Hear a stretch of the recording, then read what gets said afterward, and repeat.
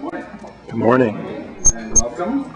As my job is really just to say welcome. I'll say a few things more, but welcome and thank you very much for being with us this morning on behalf of the Community Foundation. And thank you to our partners, Althea Marshall, Richardson, and Empower New Haven. This is a great turnout. I was delighted to see the list. Many friends, many individuals and organizations that we work with on an ongoing basis at the Community Foundation. Here to talk about a topic that's obviously important to people and very much on people's minds. I do want to recognize Mary Jane Burke, who's in the back, who's a member of the Foundation Board, and our newly elected Vice Chair as of January 2008. Thank you, Mary Jane, for being here. I think the turnout really does show, and the turnout from across the nonprofit sector really does show how much this topic of sustainability and how to go about it is on people's minds. And it really is very important. You know, we have the privilege at the Foundation of working every day with so many of the nonprofit organizations in this community. I think, you know, that these really are the institutions that not only do so much of the important work in our community, but that really embody our collective priorities as a community. These are the organizations that stand, the organizations that are sustained, that do move forward, that do survive, the organizations that reflect our priorities. These are the organizations that we treasure. They reflect the heritage of the community and both the challenges and the opportunities that the community has coming forward. Our nonprofit sector is how we as a community come together to move forward and address our issues and seize our opportunities. So the challenge of sustaining nonprofits, it's always a challenge. We always say it's never been more so than today. I think that's true. It's probably always true, but it's true now. I saw it in the news yesterday, a news clipping about the Connecticut Community Providers Association seeking a $200 million budget increase in the state budget in 2008 to reflect increased demand for nonprofit services and to reflect increases in the cost of living, salaries, and the like. $200 million what they're requesting. The number that's in the state budget for 2008, according to this news piece, is $15 million. So that gives a sense, I think, of the scale of the challenge that exists in the state, just with respect to state funding. We certainly see the sustainability challenge in the work we do in the grant applications that come before the Community Foundation. We have made, over the last several years, as we have restructured our grant-making process, restructured our criteria for grant-making at the Foundation, we've made evidence of sustainability and support for sustainability one of the primary planks that we look at in evaluating applications. So as a result, we see more nonprofit organizations in the community starting endowment efforts, which we think is a good thing, and working with the Foundation to do that. We see more requests for development staff to raise funds from traditional sources of support. We had an event here last month, our annual meeting in the next rooms, where we had a panel of some of the leading nonprofit executives in the community. Barbara Tinney is one of them, and she's here somewhere, right there. And the message was around sustainability of programmatic activity. That one of the messages was that we need more operating support from the Foundation world. So we see this challenge reflected in many ways. And one of the things we've been out doing, and I hope you've seen it, is promoting what we call giving opportunities. This event in November that I referred to, and several events earlier in the fall, it's about bringing the work of nonprofits to the attention of the community and alerting the community to not only the need to give, but to give at home and to give people a sense of what of who the organizations are that are doing the important work here in our community. And we're actively promoting that, which is of course all about sustainability as well. Profitable ventures, which is what we're here today to talk about, is a critical piece of this. There's some great panelists and speakers, so I think it'll be it's a very good program. This, it seems to me, creating for-profit ventures for nonprofit sustainability and success is a tough challenge. I sit on the board of a national nonprofit that several years ago got some big foundation support to hire a top-flight management consulting firm to do an entire study of this organization. This is an organization with a national reputation. Do a study of this organization and figure out where they could pursue for-profit ventures based on their expertise and their reputation. And soberingly, the conclusion that came back was there weren't a lot of great opportunities. Not because there's not great organizations, not because they didn't know a lot, but because the challenge of actually turning this into profit is a very big challenge, particularly when you balance it against the need to sustain the mission and to sustain the nonprofit focus on the clientele and the work that the nonprofit was created to do and is created and has built its reputation on doing. So I don't think that any of us should minimize the challenges that are involved in undertaking for-profit ventures by nonprofit organizations. Having said that, I think it's a very important issue. It's an issue that's on a lot of people's minds, and I think I'm delighted that we're pursuing it together. Excuse me.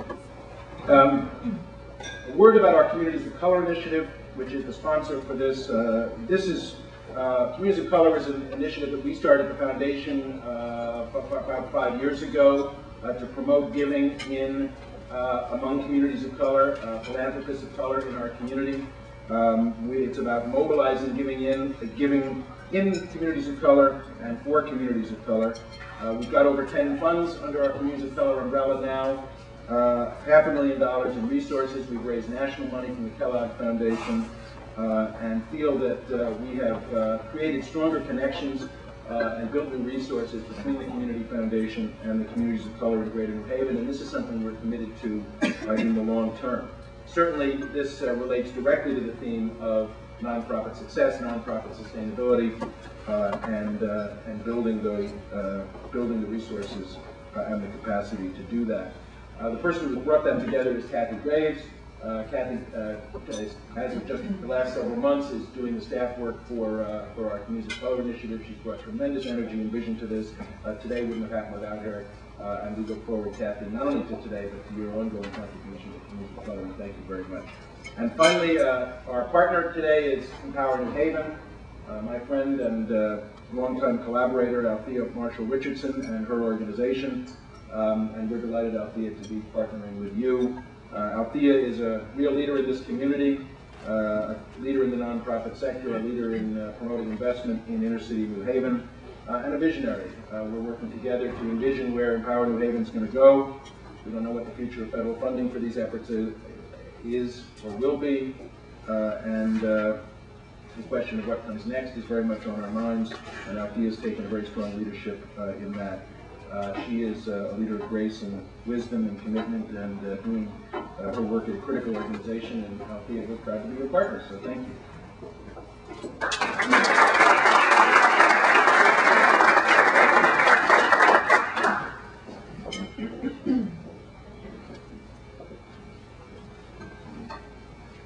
I have to look at Dawn and say, is that me? Thank you so much for that, Will. I also would like to thank you and welcome you for being here.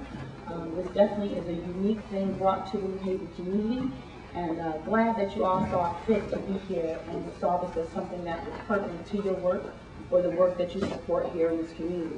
I also would like to acknowledge my board members that are here. Will Ginsburg is a member of my board, Christine Josie is a member of my board, and Mr. Lynn Smart is also a member of my board. I also want to acknowledge the phenomenal staff of Empower New Haven who are here, who are there to meet your needs at every turn. But I also want to make sure, also Kathy Graves, who's worked with us on this, but there are two young ladies who worked tirelessly on this, and I want to make sure they stand up. And I acknowledge them, and that's Ms. Yvonne Padilla and Kia Lee.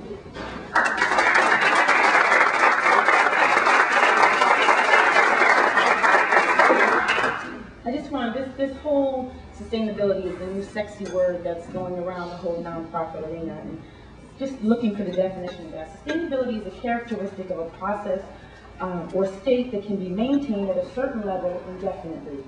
Moreover, sustainability is clearly intended as a means to meet the needs of the present while preserving, planning, and acting to maintain for the long term. Clearly we see the current climate. Federal funding is being reduced at every hand. Local, state, and philanthropic giving is limited and also becomes extremely competitive. So it is time for nonprofits to step up, take hold of their fiscal, administrative, and programmatic operations, and begin to lay a foundation above and beyond the grant-making arena, and begin to plan for its future in a different way. Many families, individuals are relying on our nonprofits to be around. And if we rely on the federal level or just local grant-making funding to do it, it's not going to happen. You guys are extremely talented individuals running organizations that do things. I'm sure many days you said, I don't know how we did that, how we met our budget, how we were able to serve, but it's because you are creative and experienced individuals who can do this. So this presentation today is about thinking outside of the box, doing things differently, for the benefit of those that you serve, for the benefit of fulfilling your mission. In Harlem Haven, for those of you who don't know, we've been around about 7.5 years. We've invested about $17 million in partnerships with faith-based and community-based organizations to meet the needs of 6 of New Haven's most distressed communities. But one of the pieces that we're really excited about that has made a major impact in the nonprofit sector is our New Haven Nonprofit Academy. We've served over 60 organizations through that with an investment of about $1.4 million over the last few years, helping organizations do some strategic planning that they've been unable to do, hire staff, upgrade or even add technology to their particular organization. So we're really excited about what this does today and where it's going. Again, thank you, Kathy and Will, for this partnership to bring, and this is one of many, right, Kathy? Yeah. This is one of many to invest in helping nonprofits. It's not to say, okay, you guys, go out and do it. If you want us to give you money, go out and do it. No, we're here to be a helping hand, to help you get there. So again, welcome, and enjoy the rest of your day.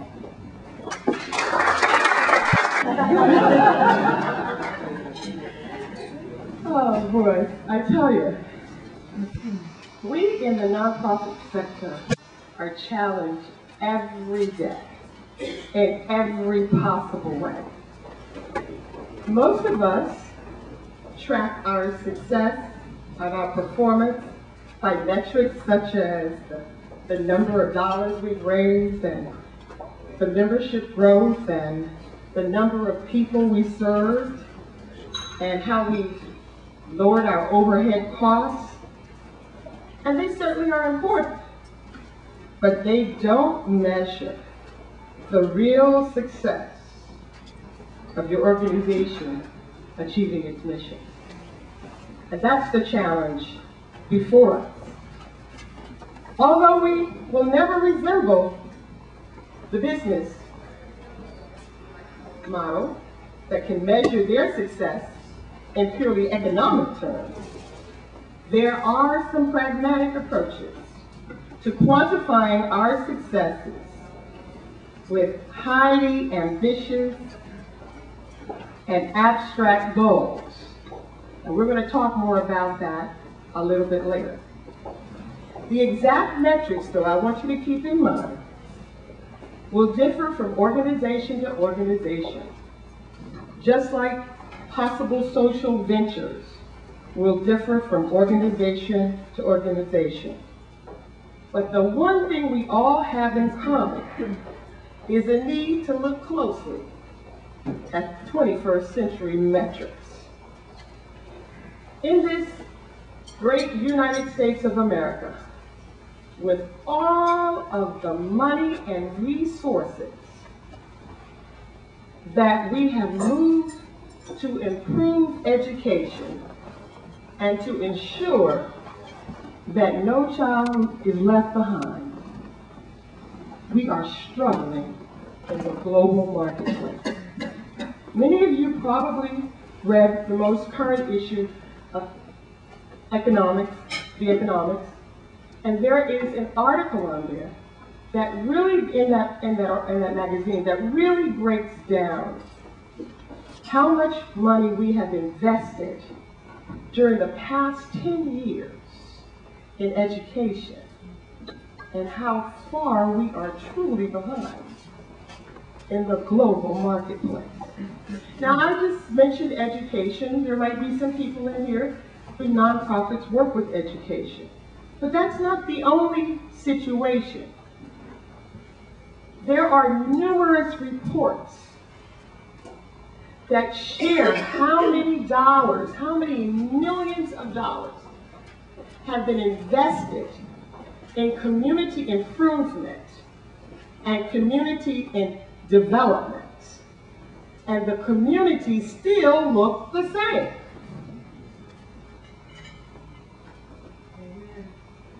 There is a lot of work that lies ahead for each of us.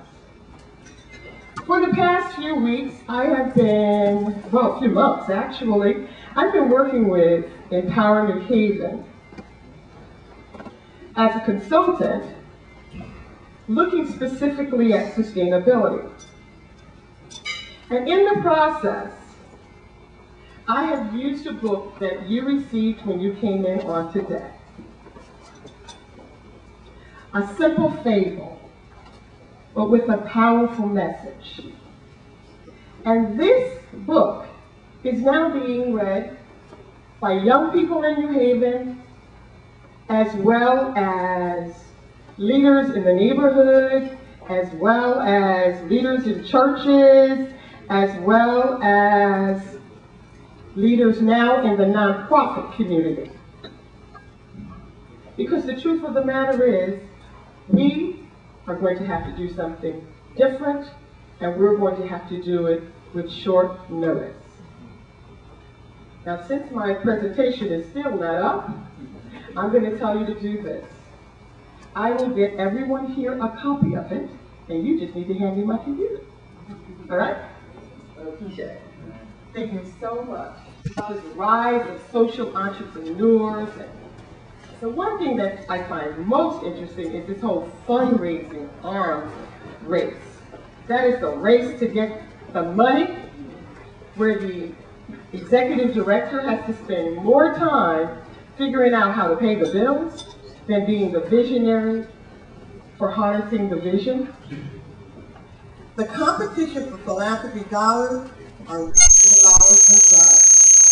We're concerned about privatization and how these businesses were coming in and telling us how to run our nonprofits. When the businesses came in to run our nonprofits, they even said we need to downsize. The problem is that we have too many staff trying to accomplish our mission. But the truth of the matter is, there is a need for a blending of the two sectors. And that's what this conference today is all about. Many say, don't worry about this. It'll calm down. I've been in the nonprofit sector all my life. I've seen things happen. I've seen the market almost crash. We've bounced back. We've lost our funding. We've bounced back. Don't try to tell me the iceberg is melting. The reality is, things have never been calm in the nonprofit market. The political, economic, and social outlook point to continued chaos in the future. Change is a constant in our world. Changing demographics, lack of sufficient capital, ever-shifting funding priorities. You know how we try to fund what the funders are funding? How we have to change the language of our proposals to adapt to the language, the lingo that's out there right then. The entrance of for-profits into the nonprofit domain, however, wow, that is really blowing a lot of people away, and for good reasons. Let me tell you, this outcome-based measures without a vision and a clarified mission. You know, everybody's talking about outcome-based measurements, but few people are talking about the vision and the mission. Things will never calm down until this sector clearly understands what it's all about. Things will never calm down in your particular situations until you're clear what your vision is. Then this one about the calming thing, the fact of the matter is, the competitive forces of the more than 35,000 new nonprofits that are created each year in America makes it really tough.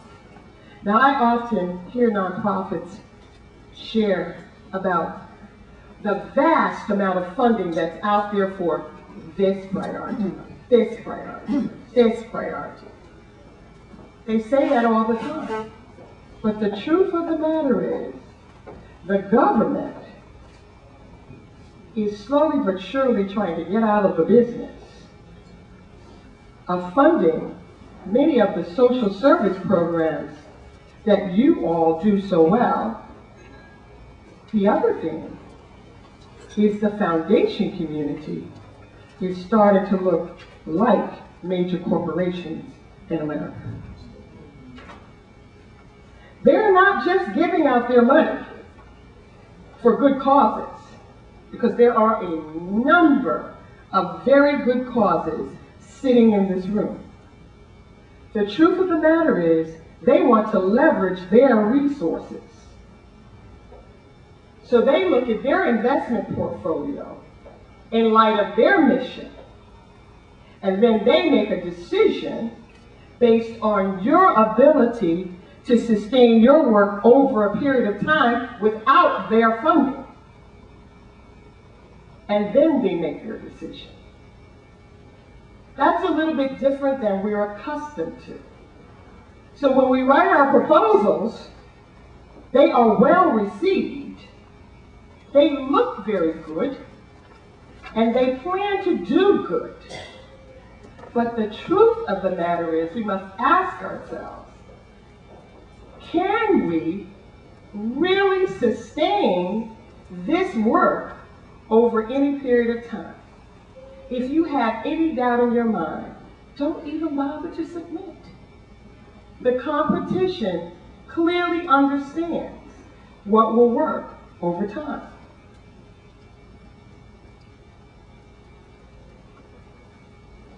There's this myth, and people say this to me all the time. We already have a plan. We don't need a sustainability plan. We already have a plan. Well, what are some of those plans?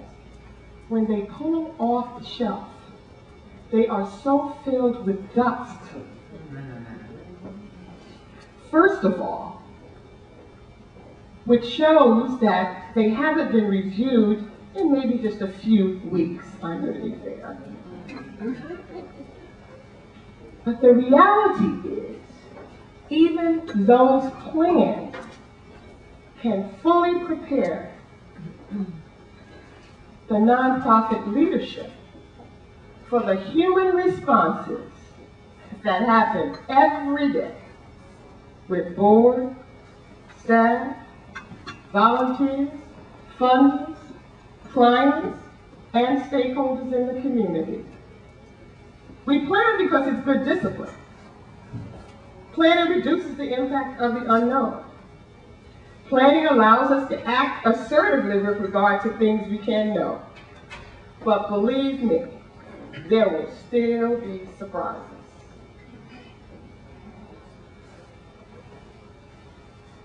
Then this third one really gets me, and I hear this a lot.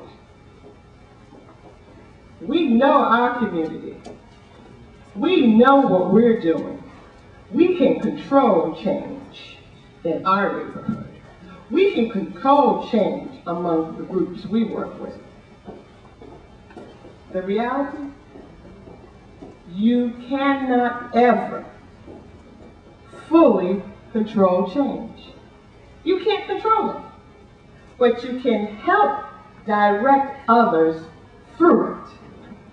The lesson is to understand what you can control and what you cannot. The first duty of the leader is to define reality. You got to prepare to govern organizations in transition, in a dynamic world in which we don't know what is going to happen tomorrow, let alone a year. You got to define what is needed and then persuade others of the urgency. Change begins with you. There are so many people that talk a good talk about change. But if you ask them, what have you changed lately? About their work, about their work ethics, about their relationship with their staff, about their relationship with stakeholders, about their relationships with the community. What have you changed lately about yourself? You have to have a change-friendly mindset. Now, I talked to you about all of those things you need to do. But now I want to go back to this 8-stage process that's in this book that you have. I want you to turn with me. How many people have read the book, first of all? Okay, all right. The people who have read the book, bear with me, okay? This is a book that you're not going to put down. I want you to turn to page 130. And I want to introduce you to someone who I've been studying for a long time, and maybe some of you in the room might have. And that's John Kotter. He's a professor at the School of Business at Harvard. I've been following his work for years in my work with Neighborhood Leadership Initiative. And we've engaged this 8-step process for our change in the neighborhoods that we've worked with. Kotter has an 8-stage process, and I want to begin with the first stage. And that is the need for us to create a sense of urgency.